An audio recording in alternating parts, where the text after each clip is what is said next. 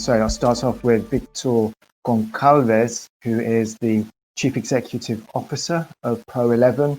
They're one of the biggest football agencies in Portugal. He's based in Lisbon and has a PhD in economics.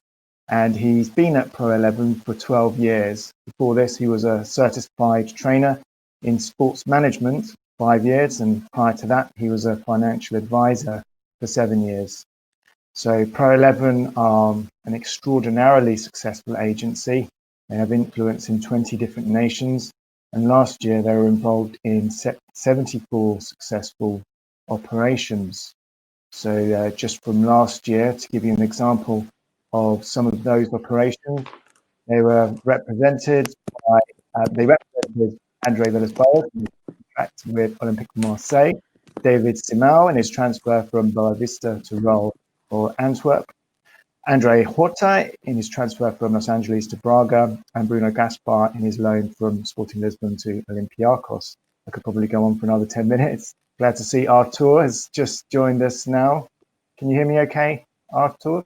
Finish off introducing him. So he's recently, since he finished his playing career in 2000, he's been working as a football agent, and he co-founded the Portuguese Association of Agents, of which he's the president. And in 2008, he was the Ambassador of Ethics of Sports nominee in Portugal, and he's also a government sports counsellor. And he's been involved in transferring various players and managers. So to give you a few examples, Mauricio Pochettino to Southampton, Rui Fonte to Arsenal, and then Fulham, Jose Fonte to Benfica, and then Crystal Palace and Southampton, and Ricardo Pereira to Leicester. And in 2017, he was called to be International Director of the Stella Group. So, Alex, you're right. You listen to me now? Can you? Yes, yeah. Can you hear me, Artur? Yes, very well now. Great, perfect, awesome. Now it's good. All right, so perhaps Victor will join us in a second, but if not, we have you, so that's great. So I've just introduced you, Artur, and just to start off with a general question, how do you see the current Portuguese football business market for players? And the obvious question here is, how do you think the pandemic is going to affect the upcoming transfer window? Well, thank you for the invitation, Alex. The truth is that this pandemic is global and is going to affect all championships. Means that Portugal is not an exception. I believe that we will have a lot of difficulties in the next 3 transfer markets periods. Means that in 1.5 years or 2 years, the transfers will go down, I would say, between 30 and 50%. Means that being Portugal a market of producing and selling players is going to be tough, it's going to be difficult, but in the end, I hope that around the world, the people sees that we have a lot of talent, and we will try to make these transfers happen. Sure, it's clearly going to be a difficult situation the world over. For all of us, yeah. Yeah. So, all right. Well, I mean, obviously, as this conference is, it has an English audience, and there are students here, but we're also hoping that there's quite a few significant audience of members from English football clubs. Have you got any general advice on how they might be able to develop mutually beneficial relationships with Portuguese football?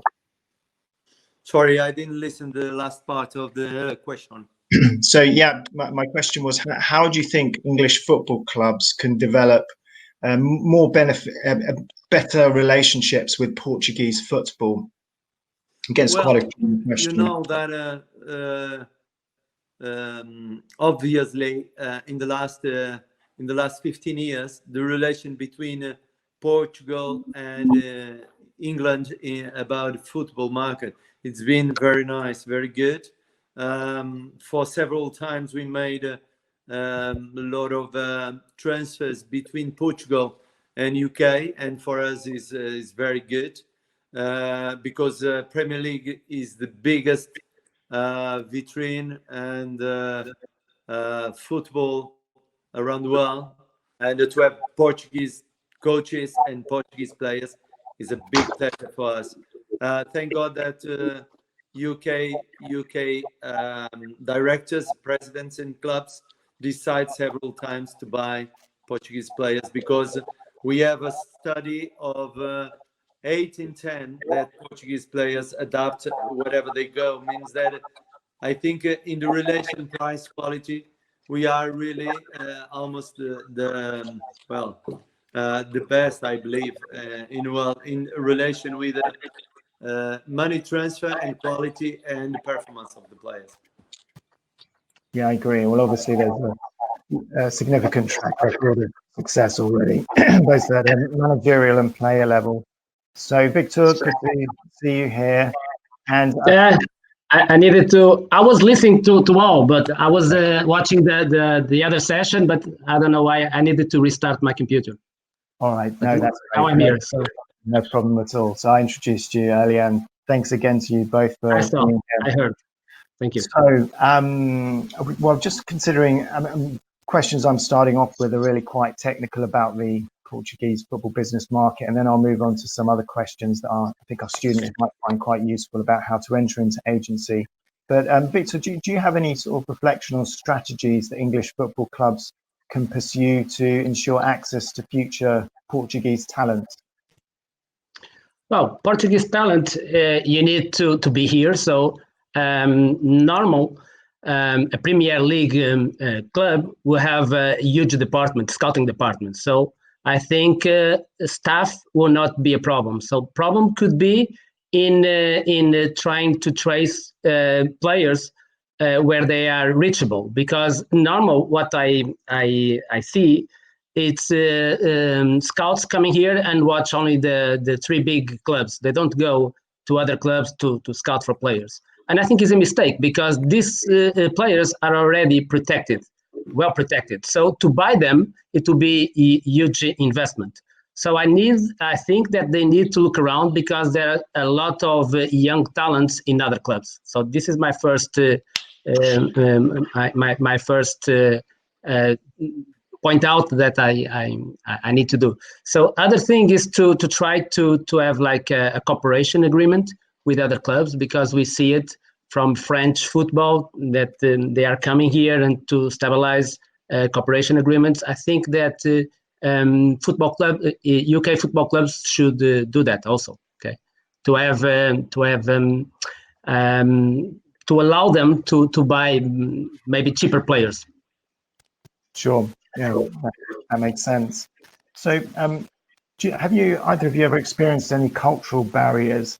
So, I mean, this might be more relevant for younger players in transferring them to England. Do you think is that something that English football clubs need to take into account more? The specific. I think that the first issue is to help the players to adapt. Okay, so culturally, we are not speaking about the players go to China or whatever, where there's a culture, a different culture. In the UK, I think it's very similar. Beside of the bad weather and different food, the rest is it's very easy for the young players, Portuguese players, to adapt, because we are a small country that we are open to foreigner person. So we depend a lot of tourism. So we get along easier.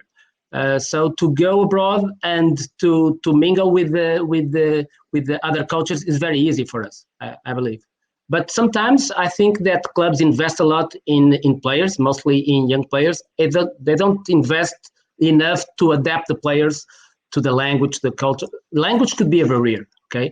So we know that 10 years ago, 20 years ago, the skill of players, language skill, was not that good. But now I think that the average young player can easily speak and understand English. Okay, so it will be easier now for young players to go abroad than it was before. Sure. Besides, I think it's easier. The adaptation, I think, is easier. Yes. That makes sense. So, Artur, question for you now. I mean, obviously, Gustavo mentioned at the beginning, there's been significant success in transferring Portuguese players to England. But do you think there's scope to see English players moving to Portugal more, either in the form of loans, or is that something that you think could happen more than it does at the moment. If we have a few cases in the past, some of them successful, other ones not so much.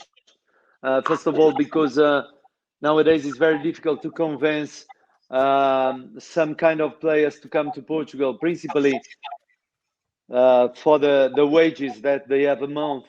That is very different from what the Portuguese clubs can pay. But I believe that in another level, like players from the under 23 or reserve teams of the biggest teams in UK, that they don't have their chances in the first team of City, United, Chelsea, Tottenham or whatever. I think that could be very profit for them to come to Portugal, to develop, to play, to achieve the right performance and level. And after that could be more easier to sell them again to UK. First of all, because they are British. Second of all, because this new law of Brexit could change everything. And in this case, it could be very, very good for the Portuguese and British clubs, that the British clubs can come again to bring the best British players that are around Europe. We have an example from an ex-Tottenham player that is playing now in Portugal, named Marcus Edwards, that is doing really very well. And I don't have doubts that in a few periods, you will be called again from an English club. Means that this could be the future also, not for the very good talent and already new footballers, but for these young players that are starting, could be the right step for them to come, to adapt, to play in a nice performance, in a nice level.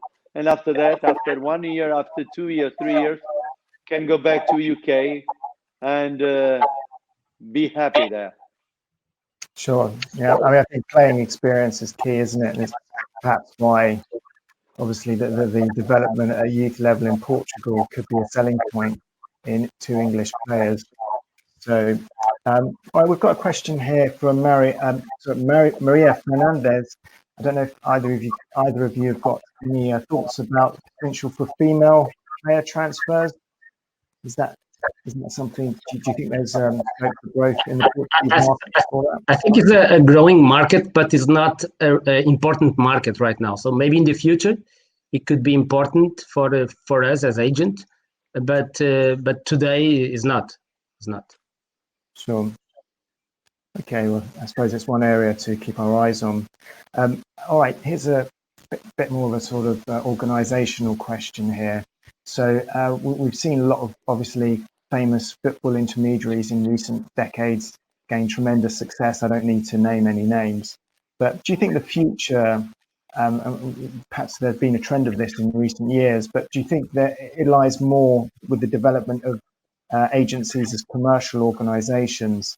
Do you see a potential for mergers rather than individual agents having prominence? I would have thoughts on that. I think it depends on the list of clients that we want to have. If an agent have 10 clients, 10 players, so I think it could be easy for him to work with short staff members. But if we are trying to reach 100 players or 150, it's impossible for just one agent to do it all. There's no such thing. So if we go on that way, then we need to grow as our list of clients will grow. Okay. So in our company, we have 25 person working daily in the company because we have 100 clients. When my brother began the company 20 years ago, it was himself, a scout, and his secretary. So it was enough to handle 5 to 10 clients. So it depends on the point of the career of the agent, or if he wants to grow alone, or if he wants just to be a broker and stay that way, because there's a lot of brokers in our industry, guys that are well related to clubs, and they will just do that. Okay. So they are agents, intermediaries, but they are not similar as me and Artur. because they don't deal with the daily situations of the players. So Artur probably will say the same. But most of my day, I receive a lot of phone calls from our clients that they have issues. They have personal issues, family issues. And the broker don't deal with this kind of situations. So to be a broker, you can work alone. Just related with clubs, it's easier. You show up when the market begins, and you do your thing.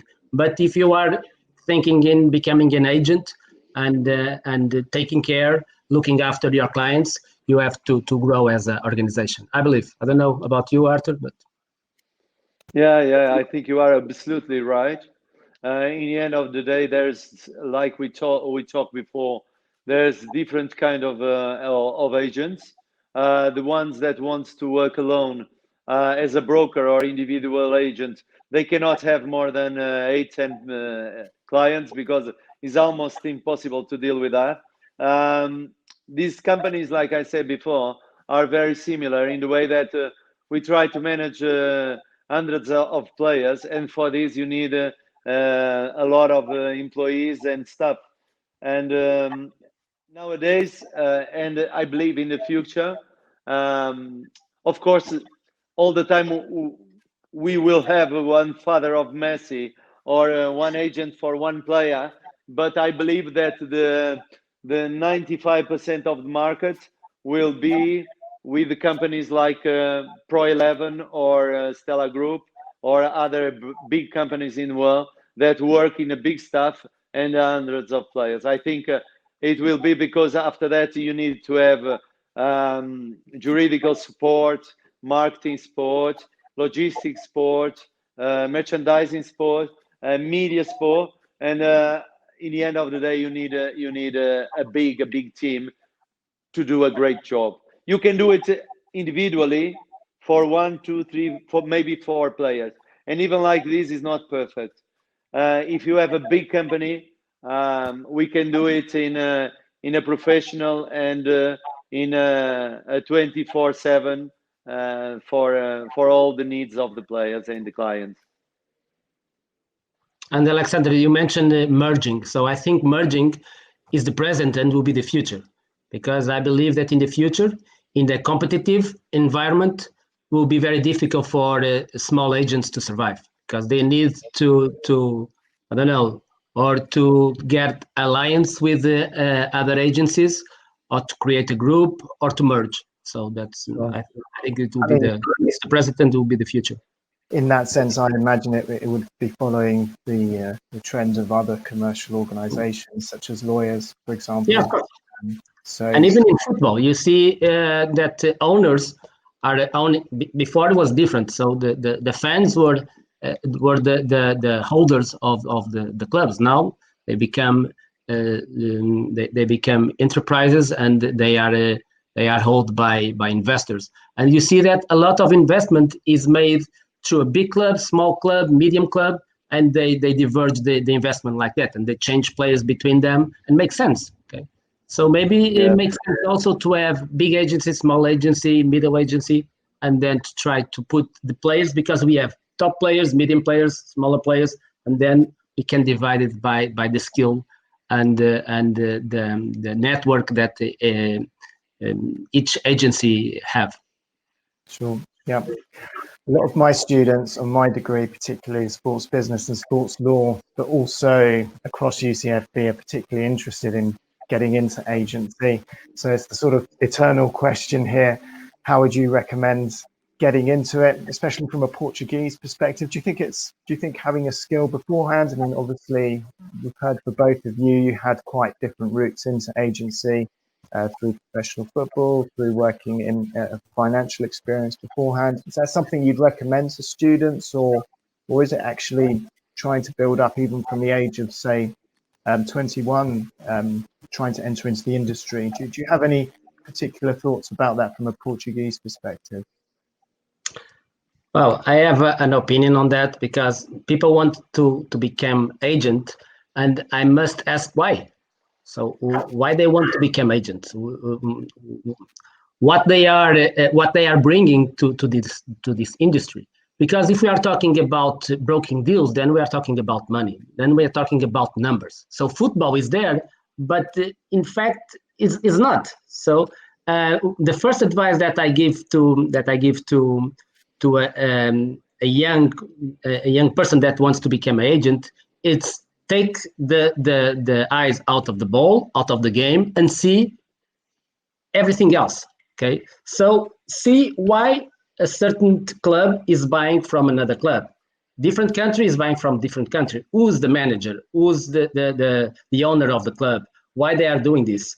And study the last 4 years of this particular club or this particular market and see the changes. Why there are so many French players in the UK, or why Polish players in Germany. So to study this, it will be becoming a real agent, because the rest it's have passion on football and understanding technical issues, to recognize players. But is that really a job of the agent? Question mark. I don't know, Artur. No, I believe 100% that you were right about this point of view. First of all, you should come to this deal, and you must tell exactly what you can achieve to this deal. Because if you want to do only a business deal, as a broker, you can sell houses, you can sell shares, you can work in textile, you can do whatever you want. But if you want to come to football, you must achieve, and you must bring something that could be the right knowledge of the markets, like Vitor said very well. Of course, you must understand football, and you must know exactly what is the preferences of the profile of a coach named Guardiola, Mourinho, Villas-Boas, or Benitez, or whatever. Means that when you are presenting players to a club with these coaches, you must know exactly which is the profile of players that these coaches like, how they played in the past, how they like to play, which kind of personality and character they are looking in the players.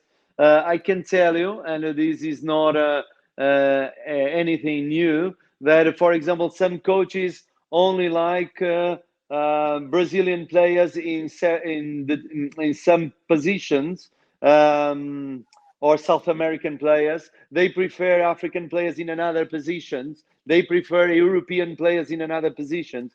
And you must know the club, you must know the coach, you must know the ambience, all the environment about the club. And if the boys want to come to this job, first of all, they must be completely sure that they don't come to this only for money. Because if they come for money, first of all, it's a big mistake. There's nearly 50,000 companies in the world. Means that for someone comes only for money is a big disaster. Second of all, you should come with passion and with the knowledge of the market and football market. Means that in the end, I think that all young boys can bring something new if they have the right knowledge of the job that they will do. Otherwise, it's very difficult. Sure. Coming to this deal only for nothing is, coming to this deal or other deals, if you are not really prepared, you will have a lot of difficulties. Otherwise, you can join a big company like our companies, or dozens of companies that we have in UK and all over Europe. You can join like employee of one and learn since the beginning during some years, and after that maybe you are prepared to continue your career alone. And there are things, sorry, my internet, I needed to go out and get in again. I lost a part of Artur's speech, but I want to say also that it doesn't depend on the route that you have to arrive in certain position, because in our experience, we worked with staff members, people from our scouting department, commercial department, and they don't learn because they do the same mistakes again, or they are not learning, they are repeating. And sometimes they repeat the failures that they have. And then you see young members to arrive, and they simply understand. So they bring another perspective to this deal, and they understand what we are talking about. We are talking about not only football, but business. So they have this business preparation that the others didn't. So it's I think it's an important skill to have a commercial and business education, okay, to understand the business, because that's what we do. It's not about laws. So we have a lawyer. We have several lawyers that work with us.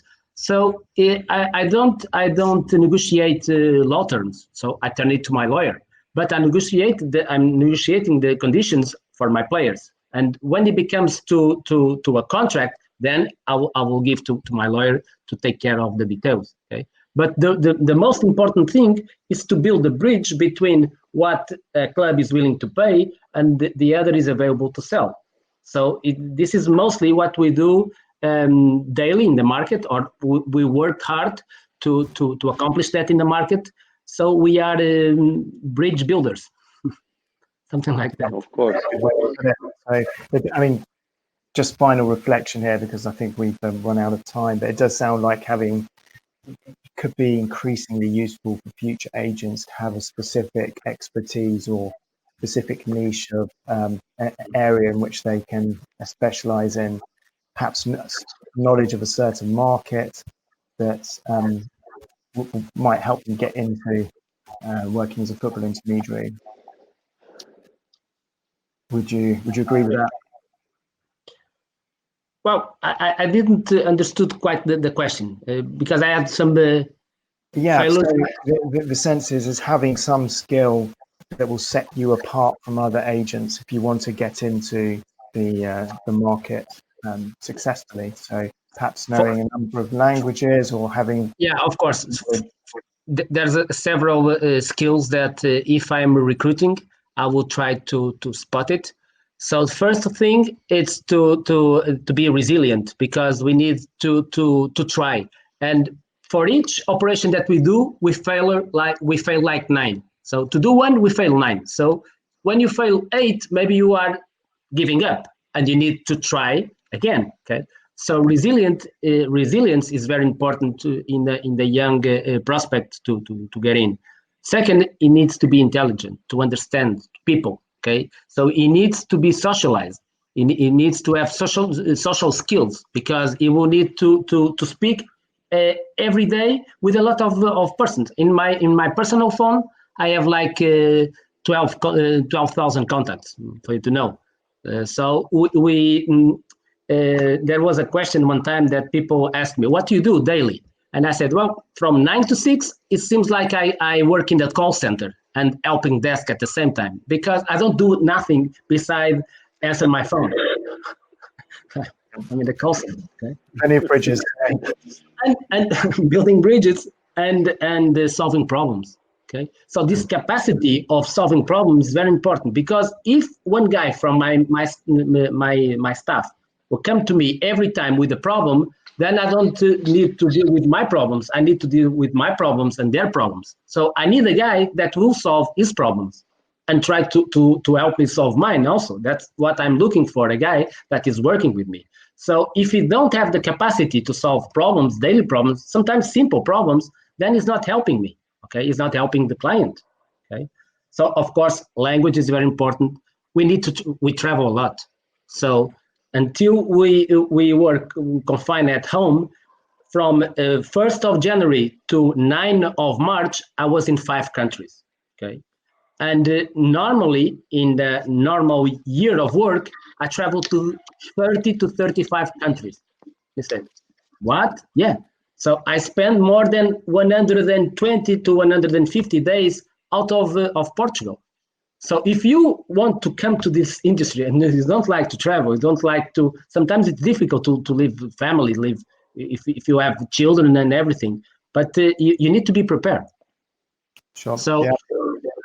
This all combined, people must understand what they are and need to know if they are prepared to do this. Yep, definitely.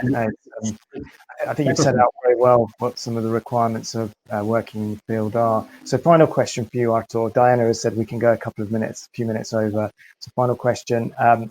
What would you see as being a challenge for you specifically in working in agency, perhaps starting out in it? What were some of the main challenges you faced? First of all, like Vitor says, I think that we should be resilient.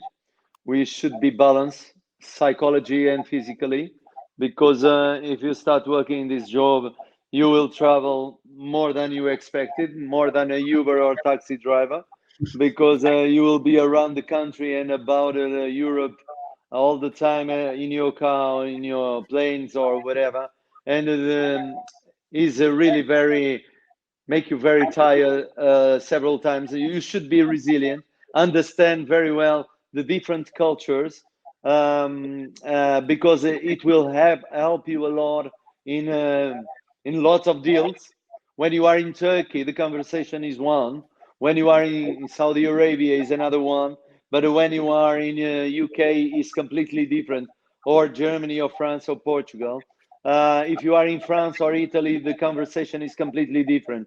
And apart from the languages that you can talk, apart from the resilience that is absolutely important, I think that you should be a balanced person to understand that, first of all, like Vitor says, you're going to lose a lot of deals.